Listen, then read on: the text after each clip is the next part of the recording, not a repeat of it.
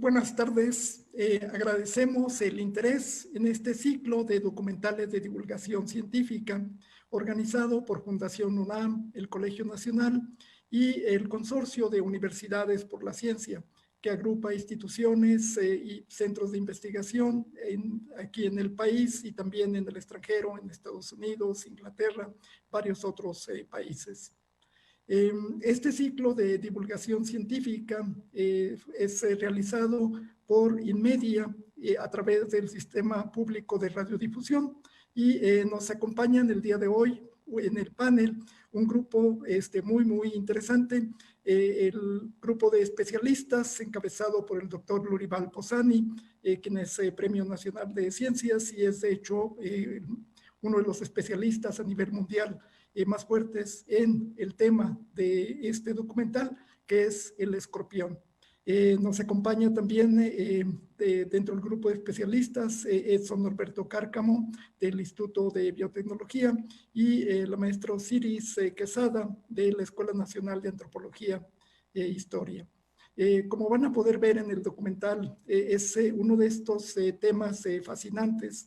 Los escorpiones es uno de los grupos de organismos pues, más exitosos que hemos tenido, que podemos verlo de hecho a través del registro fósil en millones de años. Realmente es un tema que esperemos que sea de su interés. Es realmente uno de estos estudios, de estas investigaciones que han abierto una gran posibilidad para entender a estos organismos y también en la parte del desarrollo de los antídotos. Entonces, nuevamente, muchísimas gracias por su interés en este ciclo y le paso la palabra a nuestro presidente de Fundación UNAM, el licenciado Dionisio Mit.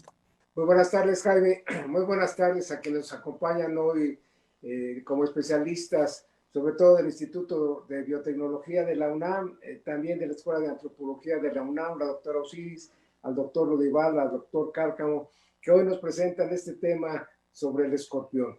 Un animal, como aquí se menciona, que tiene muchísimos años en el planeta y al que debo señalar que cuando uno se encuentra, pues normalmente sale corriendo y le gusta a uno más bien tenerlo presente en disertaciones como la que hoy se va a hacer, más que tener un contacto muy directo con ellos. Y nos entusiasma mucho participar en este evento. Como bien mencionaba Jaime, se acomoda perfectamente a los objetivos que tiene la Fundación de docencia, de investigación científica y de difusión de la cultura. Estamos muy interesados en escuchar lo que nos puedan decir del escorpión. Gracias de nuevo. Muchas gracias. Y le pasamos la palabra a Margarita Flores, quien es la directora de Inmedia y la productora de este ciclo de documentales. Gracias. Buenas tardes. Gracias, Jaime. Pues muy contenta de estar nuevamente en un Jueves de la Ciencia aquí en Fundación UNAM y mostrando estos documentales que hemos hecho pues con tanta pasión y con tanto cariño y tener la oportunidad el día de hoy de contar con los doctores que están aquí en el panel, que, bueno, realmente son unos maestros en esto, saben absolutamente todo sobre esto. El doctor Lurival tiene 46 años estudiando al escorpión nada más. Un placer volverlos a ver y estar transmitiendo este programa el día de hoy. Pues, ¿qué les parece si vamos y lo vemos juntos? Y invitamos a la gente que nos está viendo para, si quieren, tienen preguntas, comentarios sobre el tema, pues nos las puedan hacer ahí mismo en la red por donde nos están viendo y regresando pues del documental se las podemos atender y platicamos un ratito más. Corre video, nos vemos ahorita.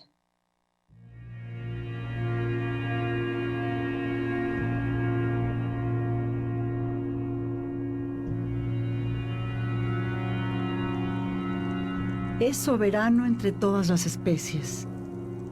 El tiempo recorre su cuerpo, pero no lo avejenta. La ponzoña es parte de su alma, pero no lo envenena. Y desde antaño se le alaba como un señor de estas tierras. Escorpión,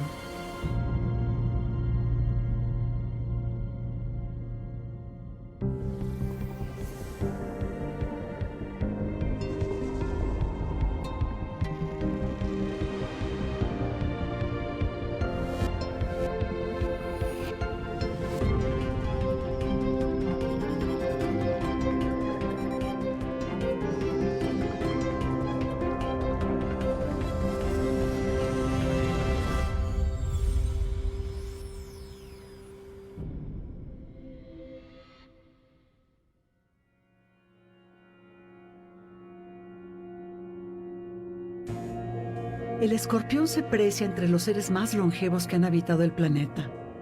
Recio de cuerpo, dominó los mares prehistóricos y aunque hoy suena asombroso, su tamaño era similar al de un oso grizzly. El escorpión fue el primer animal que dejó el mar para adaptarse a vivir en tierra firme. Su dimensión fue reduciéndose con el tiempo, pero eso no mermó el poder de la sustancia que hábilmente ha utilizado para defenderse y cazar. El alacrán es un arácnido que tiene muchos millones de años de existencia sobre la superficie de la Tierra. Todas las culturas antiguas, los egipcios, los sumerios, los hititas, los babilonios, los chinos, aquí en América los aztecas, siempre han tenido una relación muy cercana entre lo que es el escorpión o alacrán y el ser humano. Hay muchos códices, hay muchos grabados en piedra donde se demuestra que esta relación siempre ha sido muy cercana, tanto por el uso del veneno como por las creencias de cada una de estas culturas. En algunas culturas lo consideran una deidad.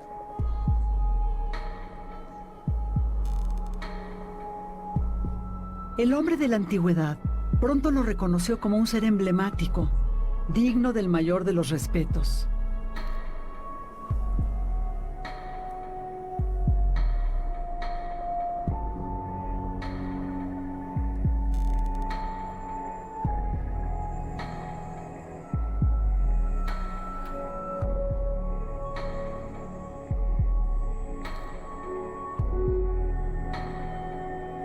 El alacrán o escorpión ha estado presente en los distintos mitos de creación del mundo antiguo. En Mesoamérica existe la leyenda náhuatl de Yapán, un sacerdote que promete abstinencia y penitencia a los dioses a cambio de ser convertido en un animal muy poderoso. No obstante, al ser tentado por Xochiquétzatl, diosa de la fertilidad, Yapán rompe su promesa y entonces es convertido en el alacrán. Bueno, en el mundo puedes encontrar alacranes prácticamente en todos lados, menos en los polos y en algunas islas oceánicas. A nivel mundial tenemos muchísimas especies. Tenemos 2.231 especies que fueron reportadas hasta el 2015. Y aquí en México es uno de los países con más diversidad, porque tenemos 281 especies y cada año se reportan nuevas especies que se van describiendo durante las colectas. Ahora es importante mencionarles que de estas 281 especies, solo 14 son peligrosas para el humano. La picadura de este pequeño artrópodo puede llegar a ser mortal, causa mucho ardor y es una de las razones por las que se asocia con deidades del fuego. También se asocia con deidades del inframundo, sin embargo, también tiene presencia en la bóveda celeste. Esto habla de la gran importancia que tuvo para los pueblos mesoamericanos el alacrán. Los sumerios le atribuyeron un carácter dual. Por ejemplo, el dios Pazuzu poseía una cabeza deformada, más cola de escorpión. Para ellos, tal demonio encarnaba un servicio ecológico en la lucha contra los fitófagos. Fitófago es aquel que se alimenta de plantas o de vegetales, y en algunas otras culturas se les considera como algo maligno. Esto ha provocado que en la actualidad se tenga cierta animadversión sobre los alacranes en los países donde existen. En Mesoamérica, el escorpión fue figura protagónica en la cosmogonía. Se le relacionó con el castigo, el dolor corporal y el anuncio de la muerte.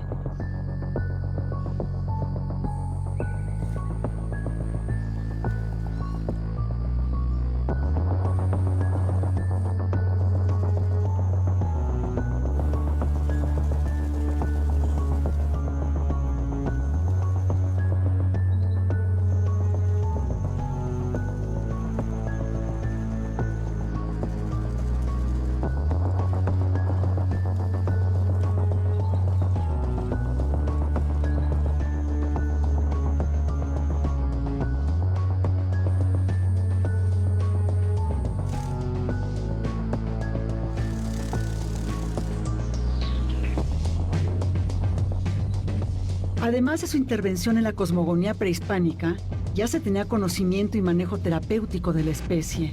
Su ponzoña se utilizó como medicina para el tratamiento de las enfermedades reumáticas. Mientras en el Oriente Antiguo se le conocía como escorpión, en el México novohispano lo llamaron alacrán. En la rama de la biología no hay una diferencia, más bien es una diferencia mnemotécnica. Alacrán es una derivación de alagrab, que significa el escorpión en árabe. Entonces esto sin duda viene siendo una cadena de conquistas. Los árabes conquistan a los españoles nos conquistan a nosotros, y cuando llegan los españoles denominan al alacrán, porque muchas de las veces los mitos de los que se manejaban era que el escorpión era el grande negro y que no producía un envenenamiento. Y el alacrán era el chiquito, güero o rojizo de nuestro país y que sí producía un envenenamiento. Pero todos son escorpiones. El escorpión es un artrópodo. El término artrópodo se divide en artros, articulado, y podos, patas. Entonces, todos estos seres tienen las patas articuladas. Además, a manera de pinzas, poseen pedipalpos, lo que podríamos considerar como manos, mismos que se utilizan para apreender todo tipo de objetos. En su estructura bucal sobresalen unas extremidades largas y fuertes llamadas quelíceros, que tienen la función de facilitar la digestión de una presa, así como para remover la tierra donde suelen cavar. De la figura estilizada del escorpión sobresale el metasoma o cola, dividido en 5 partes y con un aguijón en su remate al que se le llama telson. A manera de gancho o garfio, es el reservorio de glándulas de veneno. Debe destacarse que es una característica que ninguna otra especie posee. Una de las creencias populares que se tiene es que los alacranes son insectos, pero no lo son. Hay diferencias importantes entre arácnidos e insectos. La primera de ellas es muy fácilmente identificable, y es que los arácnidos presentan 8 patas, mientras los insectos solamente presentan 6 patas. Otra diferencia es que los insectos tienen un par de antenas, mientras en los arácnidos esta característica no está presente. La familia del escorpión cumple con un papel importante para el desarrollo de la biodiversidad. Básicamente, se alimenta de otros artrópodos que suelen ser plaga para la agricultura. Los alacranes tienen un importante papel en el ecosistema. Ellos controlan las poblaciones de lo que ellos comen. Ellos se alimentan de cucarachas, de grillos, de otros insectos. Hay reportes de que algunos alacranes muy grandes se pueden alimentar de pequeños mamíferos como crías de ratón o incluso de lagartijas. O sea, son un equilibrio entre la presa y el depredador. Por lo general, se tiene la idea de que los escorpiones de color amarillo o rojizo tienden a ser más venenosos. Esto no es una regla. Hay muchísimas excepciones. Tenemos registrado por la Secretaría de Salud alrededor de 300,000 personas picadas por año en México. Pero debemos tener en cuenta que estos seres no atacan por el simple motivo de agredir. Su piquete sucede como acto de defensa o para la captura de sus presas, y en consecuencia para la obtención de alimento. Las picaduras al humano son eventos fortuitos que suceden por la cercanía con la especie y por descuido. El dato es que no todos los piquetes de escorpión son mortales para el hombre. La gente que es picada desarrolla una sintomatología que eventualmente puede llevarlos hasta la muerte. Entonces, nos teníamos la pregunta de saber qué cosas estaban dentro del veneno del alacrán que eran responsables por esa sintomatología que ocasionaba. Dentro del veneno de las especies ponzoñosas se encuentran determinadas moléculas que afectan al sistema nervioso. Y una consecuencia final, en caso de no recibir atención adecuada, es la afectación del diafragma, que anulará la respiración. México, me atrevería a decir que sin duda es el país número 1 en el número de picaduras de alacrán. Y se aporta una gran cantidad de defunciones, desafortunadamente. Y la zona, sin duda, es la vertiente del Pacífico, con 3 entradas en la meseta continental, que estas pudieran ser Durango, Guanajuato y el estado de Morelos. ¿Qué pasa en la actualidad? En la actualidad, los datos epidemiológicos y los datos estadísticos que tenemos nosotros como laboratorio nos indican que prácticamente ya está registrada la picadura de alacrán en todos los estados de la República. Nosotros tenemos una serie de actividades. Esto puede ser desde 3 plataformas tecnológicas. La primera sería la página de internet que es redtox.org, en donde podrás encontrar todo acerca de biología de las especies ponzoñosas y bueno, las intoxicaciones que generan. Tenemos algún apartado, por ejemplo, para especialistas que es en donde se pueden registrar médicos, enfermeras, biólogos y van a tener acceso especial a artículos de divulgación científica. También tenemos información para el público en general en cuanto a prevención. Por ejemplo, tenemos un mapa interactivo que está muy interesante. Entonces tú le pones que estás en Guanajuato, te va a desplegar todas las especies de alacranes que habitan ese estado y además los hospitales que cuentan con el fagoterápico para la atención oportuna. El tratamiento contra la picadura de estos animales consiste en la aplicación de un antídoto. No obstante, ya sea por negligencia o por la lejanía a un centro de salud, muchas personas prefieren remedios caseros para hacerle frente a la ponzoña. El remedio que yo conozco para la picadura de alacrán es untarse un rábano. Es miel con ajo. Tomarse los orines con el cuero del alacrán. Chupar el veneno, escupirlo y depositar el alacrán en alcohol. Es hacerte un torniquete y tomarte un té de hoja de mango. Entre estos, se tiene la falsa idea de comerse al escorpión que provocó el piquete, pues se considera que la propia ponzoña del agresor será el antídoto que salvará la vida. Hay cierta gente que es picada por alacranes y no desarrolla todos estos síntomas de intoxicación y esto se puede ver a muchos factores. Uno de ellos es que haya picado una especie que no sea peligrosa para el ser humano. Por ejemplo, aquí en el estado de Morelos es mucho más abundante la especie que no es tóxica, entonces eso puede ser una variable. Otra variable es que aunque sea una especie tóxica, que haya picado a su presa, un grillo o lo que sea, y haya descargado todo su veneno, entonces en cuanto te pica a ti ya no está descargando veneno, entonces es un piquete en seco. Tenemos la creencia errónea aquí en el pueblo de que puedes generar resistencia al piquete de alacrán. A mí me han picado alrededor de 6 o 7 alacranes y ninguno me había hecho. Un día en la noche yo estaba dormido, me moví en la cama, me volteé, bajé el brazo de la cama y de repente sentí un piquete. De buenas a primeras dije, bueno, pues a mí el alacrán no me hace, no me pasa nada. Entonces me volví a acostar, pero de repente empecé a sentir un cosquilleo en los brazos y empecé a sentir un cosquilleo en la garganta y me empecé a sentir un poco mareado. Entonces le dije a mi chava, le dije, oye, ¿sabes qué onda? Mejor vamos al hospital porque siempre que me pica un alacrán nunca me había hecho un efecto como el que estoy sintiendo ahorita. Llegué al hospital, les dije los síntomas que tenía y me dijeron, ¿sabes qué? Tienes síntomas de envenenamiento. Ya se me estaba empezando a cerrar la garganta, ya no podía respirar muy bien. Me salía un poco la saliva, también empecé a salivar mucho. Inmediatamente me pusieron el suero antialacrán y fue de inmediata la recuperación, fue muy rápido la recuperación. De repente ya estaba otra vez bien, ¿no? Si te picó un alacrán y en las primeras 2 horas fuiste a ver un agente competente, un médico, un centro hospitalario que te puede atender, probablemente no mueres. Tratamiento como tal, el único tratamiento actual que existe y aprobado por la Organización Mundial de la Salud es el fagoterápico, el suero antialacrán. No existe ningún otro y de hecho están contraindicados otro tipo de medicamentos como antihistamínicos o corticosteroides que hace mucho se utilizaban, pero pues realmente no intervenían en el piquete contra el veneno, solo enmascaraban los síntomas.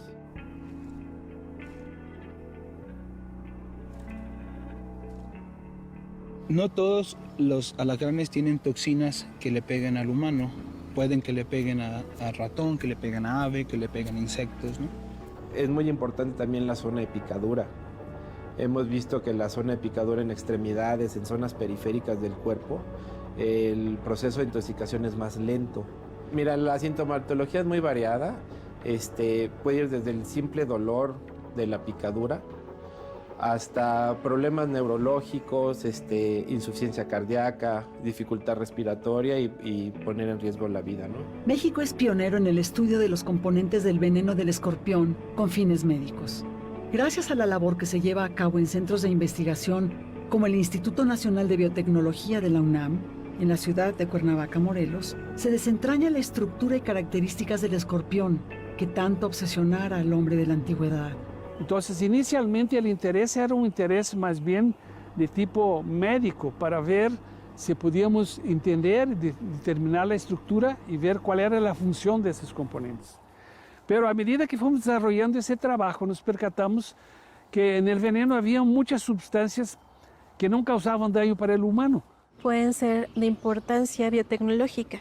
¿A qué me refiero a importancia biotecnológica? A ciertos componentes tienen una actividad como antimicrobianos, otras tienen actividad a nivel inmunogénico. Con la investigación avanzada sobre el veneno del escorpión, la industria valora desde su acción analgésica, antibiótica, antimicótica, antimalárica, hasta su aplicación para el control de plagas. Incluso ya se le considera para el tratamiento de células tumorales en el área oncológica. Mediante un permiso de la Secretaría de Medio Ambiente y Recursos Naturales, Semarnat, se mantiene a los escorpiones en cautiverio para su posterior investigación. Estos escorpiones son recolectados en sus hábitats naturales. Salen de sus covachas en búsqueda de alimento o pareja.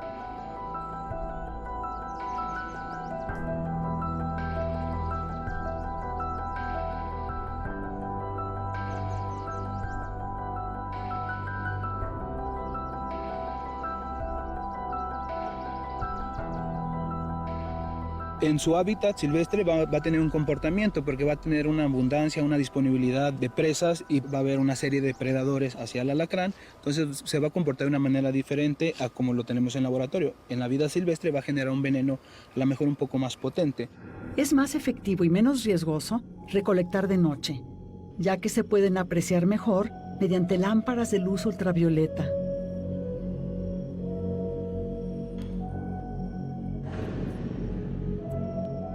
Esto revela una característica cautivadora del escorpión, la bioluminiscencia.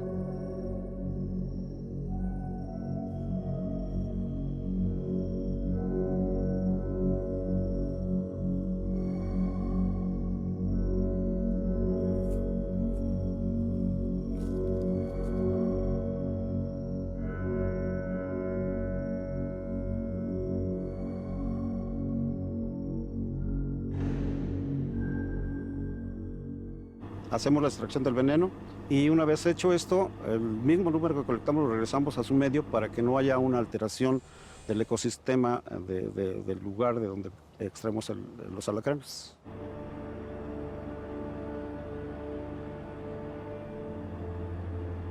Y eso fue lo que hicimos durante casi 20 años de nuestro trabajo. La determinación pues, de la estructura química de las toxinas y cuál era la función. Do punto de vista de la función, sabemos exactamente o que está pasando a nivel de la molécula dentro del organismo.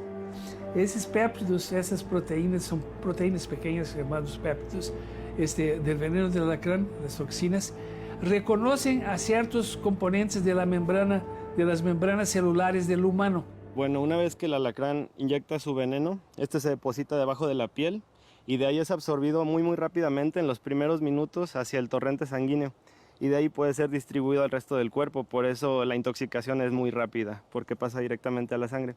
A raíz de las investigaciones que se han hecho en nuestro grupo de trabajo, se han encontrado que lo que causa la intoxicación en el ser humano son los compuestos llamados toxinas. Estos son compuestos de naturaleza proteica, están formados por aminoácidos.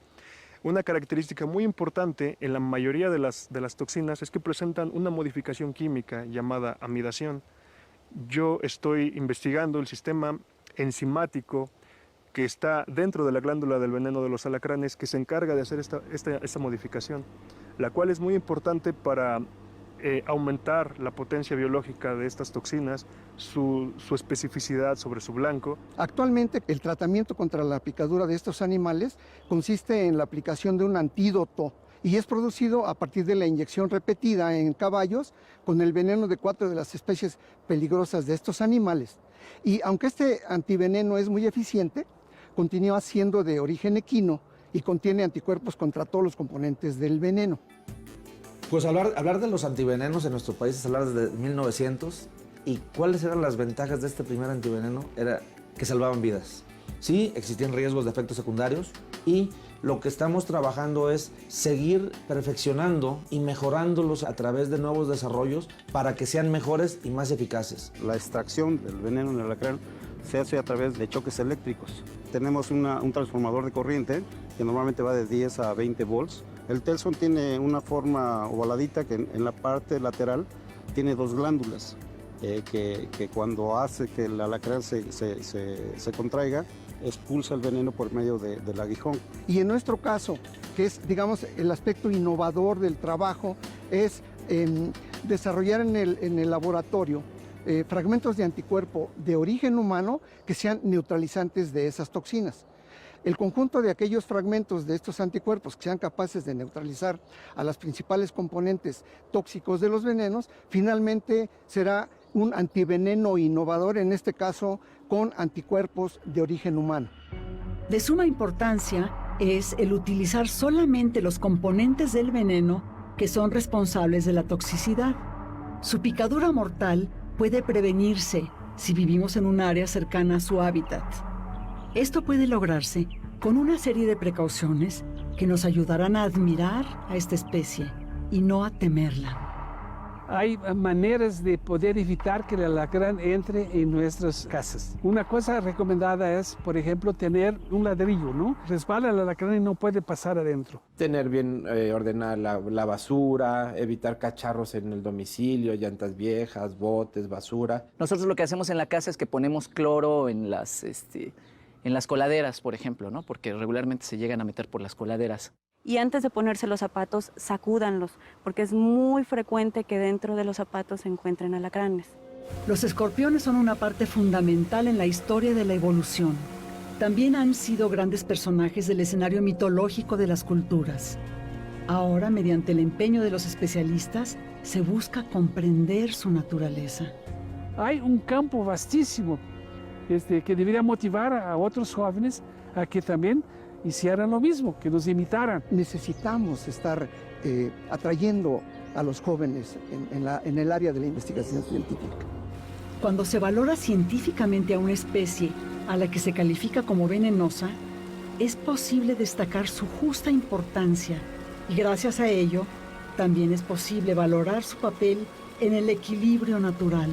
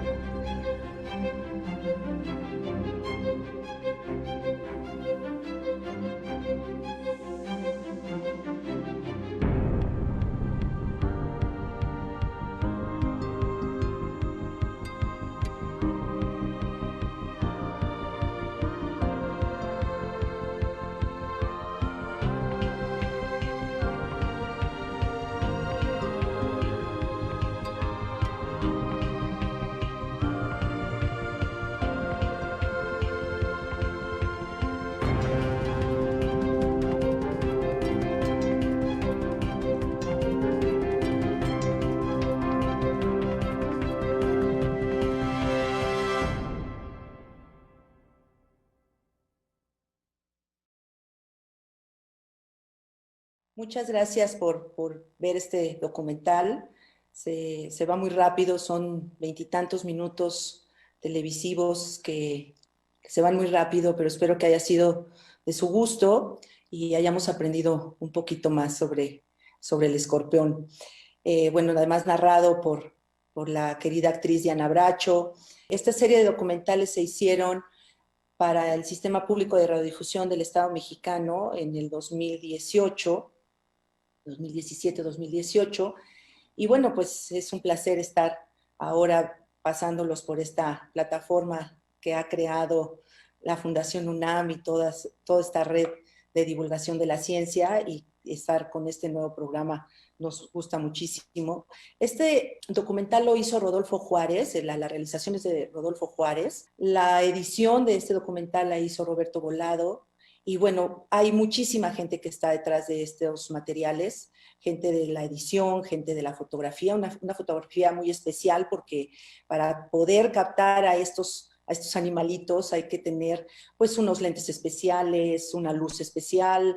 En el caso de esta, bueno, pues hicimos incluso cosas con realidad virtual, en fin, quisimos experimentar con algunas cosas interesantes que Rodolfo nos planteó para poder desarrollar el tema. Hay mucho de qué hablar, por supuesto, y la participación también de la maestra Osiris es fantástica, ¿no? La verdad es que tenemos la oportunidad de estar ahora en este programa con ella y verlos después de haberlos visto en el documental, lo hace todavía como más mágico, ¿no? Están allá y aquí en todos lados. Bienvenida, maestra Osiris, arqueóloga de la Escuela de Antropología de la UNAM.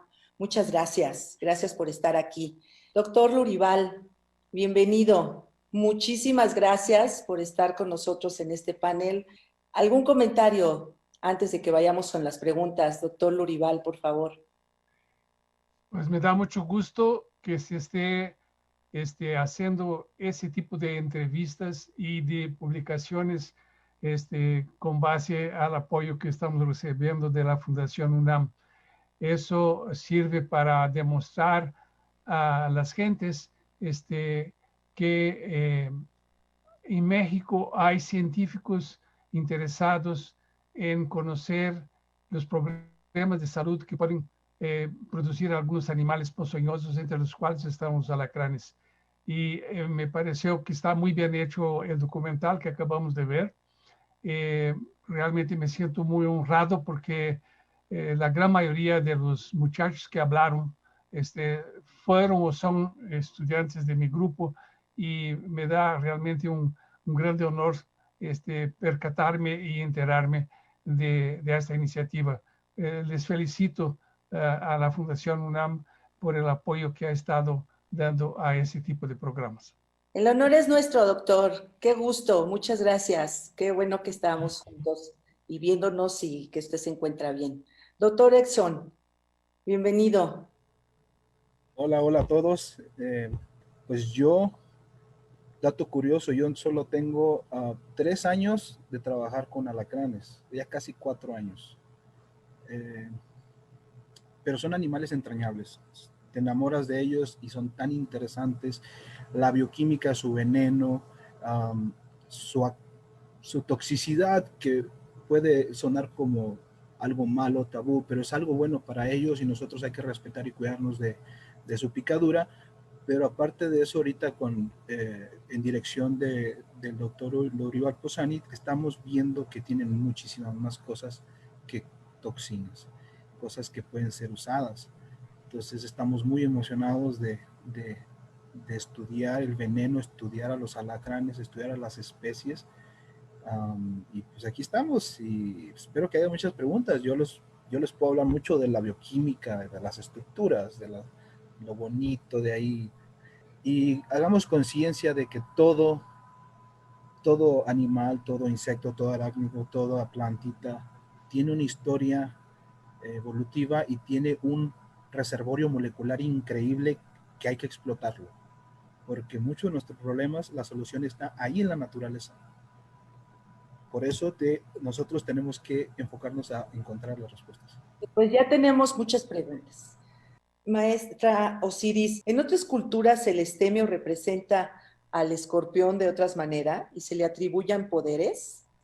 Sí, se le atribuían, digamos, no sé si poderes, pero sí una particular fuerza, porque de hecho, por ejemplo, en la leyenda que se narra al principio del documental, justamente, no está completa, pero en realidad este sacerdote, ¿no?, que está presente cuando sabe que uno de los muchos mundos que se destruyen a lo largo de la mitología mesoamericana, ¿no?, él lo que busca es permanecer.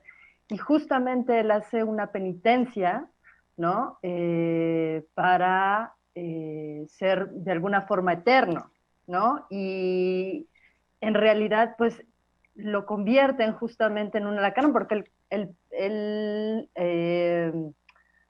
rompe su promesa, pero no lo convierten en un alacrán o en un escorpión venenoso, sino en realidad lo convierten en esta especie que en realidad no sería ponzoñosa. Sin embargo, hay una parte que es la parte femenina que refiere justamente a lo que uno de los del doctor Posani mencionaba, que tiene que ver con el color de los escorpiones, que refiere dentro de la mitología justamente a la parte femenina, y que la parte femenina, es decir, las especies, al menos en la mitología mesoamericana, la especie femenina es la que se consideraba venenosa, ¿no? Entonces, bueno, digamos que sí, pero no, digamos que no propiamente, más bien no lo llamaría poderes, lo llamaría fuerzas, ¿no? Y en realidad es el escorpión justamente está vinculado con deidades del inframundo, pero también que tienen que ver con el sacrificio y con la cacería, ¿no? En distintas culturas, entonces sí era importante. ¿Cuáles son los alacranes más peligrosos y en qué estados de la República se encuentran? Doctor Lurival. Sí. La especie más importante desde el punto de vista médico se llama Centruroides límpidos, que ocurre en el estado de Morelos, de Guerrero, Michoacán, también parte del estado de México, y está inclusive conquistando otros estados a donde no había antes, como Querétaro. Entonces, esta región es la que tiene la mayor incidencia de centruroides límpidos. De los más famosos son los centruroides sulfusos de Durango, por un filme de Marlon Brando, no sé si ustedes llegaron a ver eso en el pasado, ¿no? Entonces se ha creado todo un pensamiento de que sería el alacrán más peligroso, pero no lo es. El más peligroso es el Centruroides noxius de Nayarit. Es el alacrán que tiene la ponzoña más potente. Y obviamente los casos realmente médicos que llegan a causar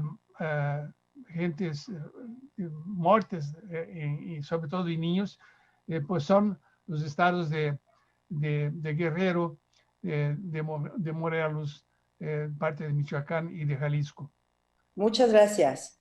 Aquí tenemos otra pregunta. Nos dicen, ¿el antídoto a la picadura de alacrán, en qué tipo de clínicas se encuentran? Se supone pues que en la vertiente del Océano Pacífico hay por lo menos 16 estados que son potenciales estados de presencia de alacranes peligrosos para el humano. Y ahí se encuentran los antivenenos. Hay 2 compañías en México que fabrican el antiveneno, que es hecho en caballos. Y no sé si vieron cuando el doctor Baltasar Becerril hablaba de una de las cosas que estamos haciendo en este momento en el Instituto de Biotecnología, que es el desarrollo de un antiveneno de origen humano. En lugar de usar el caballo para la producción del antiveneno, se están haciendo a través de ingeniería genética la producción de un antiveneno a partir de inmunoglobulinas del humano. Entonces, eso es una cosa que estamos apenas desarrollando, bueno, que el grupo del doctor Baltasar Becerril está desarrollando, y que esperemos que en un futuro no muy lejano esté también disponible para el tratamiento del piquete del alacrán. Pero hay dos compañías en México que fabrican y que se supone que distribuyen a todo el país. No sé cómo estará actualmente la producción en términos de si es suficiente o no, y también si se encuentra en cualquier centro hospitalario. Ese es uno de los grandes problemas, porque a veces un individuo es picado, va al centro hospitalario y no tiene el antiveneno. Entonces, los casos realmente desafortunados muchas veces de las muertes ocurren por eso, por no contar con el antiveneno disponible. Yo en la práctica les mencioné que si ustedes son picados por un alacrán y recorren a la atención médica dentro de las primeras 2 horas, probablemente no se mueren. O sea, el pronóstico de sobrevida son 2 horas de tiempo antes de que realmente un alacrán muy peligroso pueda matar a un individuo. ¿Cuál es el efecto de las toxinas del veneno del alacrán en el cuerpo? Doctor Edson. El alacrán tiene toxinas que afectan canales iónicos. Dentro de nosotros tenemos canales de sodio, de potasio, de cloro, de calcio. En especial tienen alta concentración de toxinas contra canales de sodio que son inducibles, que se inducen por voltaje. Hay diferentes toxinas que actúan diferente y depende si sean toxinas beta o alfa, pero básicamente hacen que los canales funcionen de manera aberrante y especialmente canales en células excitables como las neuronas. Entonces, cuando el canal actúa de manera aberrante, se comunica de manera aberrante y ahí vienen muchas fallas, principalmente el dolor en células sensoriales, pues de ahí viene el dolor y de ahí vienen las complicaciones, ¿no? que desarrolla la sintomatología de la intoxicación y puede llegar hasta la muerte. Entonces, ataca el sistema nervioso atacando los canales iónicos. Cuando un alacrán pica, ¿regenera su veneno? La quiero tomar también. Por favor, doctor. Recientemente, eso se sabe, ¿no? Porque de hecho en laboratorio tenemos, nos vamos de colecta, juntamos unos 300, 500 especímenes, los traemos, los ordeñamos, ellos regeneran su veneno en cierto tiempo, los podemos liberar o ordeñar una segunda, tercera vez. Y vimos que la regeneración del veneno es asincrónica, es decir, hay tantos componentes presentes en el veneno, toxinas, moléculas pequeñas, hay otras proteínas como enzimas, y otro tipo de toxinas contra humano, toxinas contra artrópodos, toxinas, ¿no? Para diferente especificidad, y se regenera de manera sincrónica, es decir, que primero se regeneran unas y luego otras. Interesantemente vimos en un alacrán que se llama Centroides limpidus, que lo mencionó el doctor Posani, que es el de aquí de la región de Morelos y sus alrededores, que primero se regeneran las toxinas que le van a ayudar a comer y después las toxinas que le van a ayudar a defenderse. Primero le regenera las toxinas contra artrópodos y después contra mamíferos, contra vertebrados como pollos, etc. Entonces esa sincrónica va a depender de cada, y se regenera en los primeros 15 días al parecer. 15 días. Aquí hay otra pregunta. ¿Por qué el alacrán tiene bioluminiscencia? En la parte externa de la carapaza del alacrán, el alacrán tiene un exoesqueleto, o sea, la parte dura que mantiene su forma, tiene una quitina que es fluorescente. Entonces, el ejemplo que se mostró en el documental, a donde se ve al alacrán luminiscente, es porque se excita con luz ultravioleta. Se tiene que tener una lámpara que emite luz ultravioleta y esos componentes fluorescentes que están en la carapaza emiten bioluminiscencia. Entonces, básicamente esa es la explicación, ¿no? Es cierto, dice aquí un amigo del auditorio, dice, ¿es cierto que entre más güero y joven el alacrán es más venenoso o es solo una creencia? El color sí es una indicación y evidentemente los güeros en general son peligrosos, los negros no lo son. La distribución geográfica y se observa con un poco más de cuidado, la estructura morfológica también puede concluir si el alacrán es peligroso o no peligroso. Muchas gracias, doctor. Aquí hay otra pregunta. ¿El alacrán está en riesgo de extinción por la acción del hombre? Lo que nosotros vemos es de que ciertas especies sí han sido desplazadas por el humano. Especialmente tenemos un caso muy cercano que nos ha dolido mucho. Estamos trabajando con un alacrán de Veracruz, el cual antes se encontraba en gran abundancia en ciertos terrenos pero ahora en la última temporada fue muy escaso. Al parecer, construcciones, el que el humano esté habitando ciertos terrenos, construcción de caminos, ha desplazado a este animal y se ha dejado de ver. Entonces, les puedo decir, va a depender mucho de la especie y de la localidad, si el animal va a estar en peligro o no.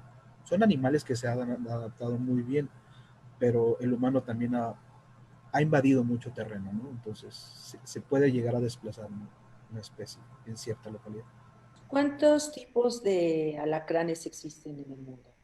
Hay más de 2000 especies diferentes. Una de las personas que vimos en el documental, que es estudiante de doctorado de mi laboratorio, mencionó 2200 y pocas especies distintas. Y como mencionamos anteriormente, todavía hoy en día se describen nuevas especies, pero conocemos 20 familias y 208 géneros diferentes, con un número muy cercano a los 2200 especies distintas. Y en México hay cerca de 281 especies diferentes. Hay cerca de 12% de la población biodiversidad de alacranes mundial se encuentra en México. ¿Qué tanto afecta el uso de remedios caseros ante la picadura de alacrán? El doctor Edson nos va a contestar. Edson, ¿quieres responder? ¿Qué tanto afectan? Afectan en el grado de que no te atiendes de manera adecuada. Porque las creencias nos llevan a, como vimos en el documental, a aplicarnos muchos remedios caseros. Si te pueden ayudar de manera de sentirte bien emocionalmente y no tener miedo a que te vas a morir, pero si realmente te picó un animal que tiene toxinas contra humano, lo mejor es irse a atender. Ni comerte el alacrán, ni guardarlo en alcohol, ni ponerte pomada, ni tomar un té, difícilmente van a afectar al proceso, a la toxicocinética y toxicodinamia de las toxinas del alacrán. Lo ideal es irse a atender y aplicarse el antiveneno. Entonces, ¿qué tanto afectan? En que te distraen en atenderte correctamente y pierdes tiempo valioso. ¿Hay alacranes exóticos en nuestro país? ¿Y qué serían los alacranes exóticos? Alacranes exóticos, para mí todos los alacranes son exóticos. Yo llevo 3 años trabajando con los alacranes y antes me daban miedo y ahorita me gustan mucho. Entonces, para mí todos son exóticos, pero en especial yo considero exótico precisamente al amiguito que tengo aquí al lado. ¡Wow! Este se llama Diplocentrus melisi. Es un animal muy bonito y yo lo considero el más exótico de todos porque su veneno es muy especial. El veneno de los animales, de estos animales, de los alacranes, cuando lo sacamos, lo extraemos por estimulación eléctrica, sale de un color de transparente a blanquecino, ¿no? Y de ahí separamos mucoproteínas y empezamos a trabajar con él. Este en particular, cuando sale, a los segundos empieza a tornar rojo a la exposición del aire. Al parecer se oxidan algunas moléculas y torna un color casi sangre. Lo dejas más tiempo, se vuelve casi negro. Entonces, este es un animal exótico. Y de ahí empezamos a investigar por qué se pone rojo el veneno, qué hay, qué es lo que se pone rojo. Empezamos a hacer fraccionamiento, purificación de moléculas, proteínas, y llegamos a dar con las moléculas responsables del color, que gracias a un tren de ideas entre el doctor Pozzan y compañeros, empezamos a probarlo en diferentes mecanismos, diferentes bacterias, y llegamos a determinar un potencial farmacológico para estos compuestos, que ahorita es lo que estamos promoviendo. Sobre todo tienen actividad contra Mycobacterium tuberculosis en ensayos in vivo en un modelo de ratón, que lo llevó a cabo el doctor Hernández Pando, especialista de Mycobacterium tuberculosis en México. Importante en un ensayo en vivo en ratones, les eliminó más del 90% de la carga bacilar en pulmones, siendo que los ratoncitos ya estaban muy enfermos. Y más importante, ataca a cepas multidrogoresistentes, que es una problemática mundial. Entonces estamos hablando de un potencial enorme en estos fármacos, interesantemente en un alacrán que tiene un gran tabú el animal de ser peligroso y lo veo, lo piso. No, tienen un reservorio molecular increíble y no ha sido explotado. Y nosotros procuramos explotarlo. Necesitamos ayuda. ¿Estás rodeado de alacranes, doctor Edson, en este momento? Ahorita sí. ¿En el laboratorio? Poquitos. ¿Sí? ¿Cómo cuántos? Por ahí tengo alrededor de 70, pero nosotros somos muy responsables en ese aspecto y controlamos el manejo. Yo los tengo ahorita aquí porque los voy a ordeñar, pero tenemos un cuarto muy especial que se llama alacranario, donde está confinado en un lugar donde la gente no debe de ir, tiene acceso a huella para que no cualquier persona entre, están cuidados en temperatura, humedad, y hay una persona en especial que los cuida, ¿no? Cipriano, le mandamos un saludo, es el especialista en los alacranes, en ordeñarlos y en cuidarlos, pero ahí tenemos miles. Ya. Entonces, bueno, miles, muy bien. ¿Qué tipo de perturbaciones en el suelo donde habitan los escorpiones existen? ¿Hay algún tipo de perturbación en el suelo donde habitan? No creo. Si ven que hay algunos alacranes que hacen agujeros, que se enterran. Inclusive, eso nos sirvió para descubrir uno de los componentes del veneno de algunos alacranes, que son antibióticos y que realmente sirven para controlar posibles microorganismos que viven en el suelo y que pudieran causar una infección al propio alacrán. Y los 450 millones de años que han vivido los alacranes sobre la Tierra, le ha dado un tiempo suficiente para evolucionar, para que se desarrollaran mecanismos de defensa, entre los cuales está eso de sintetizar proteínas, péptidos, que son realmente funcionan como antibióticos y matan a ciertas bacterias y a ciertos microorganismos que pudieran estar en el suelo. No sé qué tan peligroso o qué tan dañino o qué tan provechoso es hacer eso. Pues es parte de su hábitat, de su manera de ser y de donde viven. Muchas gracias, doctor. Pues hacer este tipo de eventos, de mostrar un material audiovisual, de tenerlos a ustedes, los especialistas, haciendo y atendiendo los comentarios del público, pues nos parece fantástico. Realmente muchísimas gracias por estar con nosotros y espero que a la gente que nos ha visto haya aprendido alguna cosa o les hayamos dejado algo de este personaje del escorpión. De regreso la palabra al doctor Jaime Urrutia. Muchas gracias. Muchas gracias. Bueno, ha sido muy interesante el ver el documental y escucharlos, y ilustra pues muchos aspectos de lo que representa la investigación, la importancia de la ciencia. Muchísimas gracias, felicitaciones a quienes hacen posible el que podamos nosotros aprender un poco más sobre las investigaciones en el país. Y con mucho gusto le pasamos la palabra a nuestro presidente de Fundación UNAM, el licenciado Dionisio Mit. Agradecemos a todos los especialistas que en esta plática de hoy y que en todo el ciclo previo nos han acompañado con su sabiduría, con su talento, con sus años de investigación para compartirlo con nosotros, y que después de una hora podamos salir distintos a presenciar el mundo y la naturaleza que nos rodea. Les agradecemos a todos esta aportación. Muchas gracias, Jaime, muchas gracias a todos, muchas gracias, Margarita, y les agradecemos a todos quienes han hecho posible esta presentación. Muy buenas noches. Buenas noches.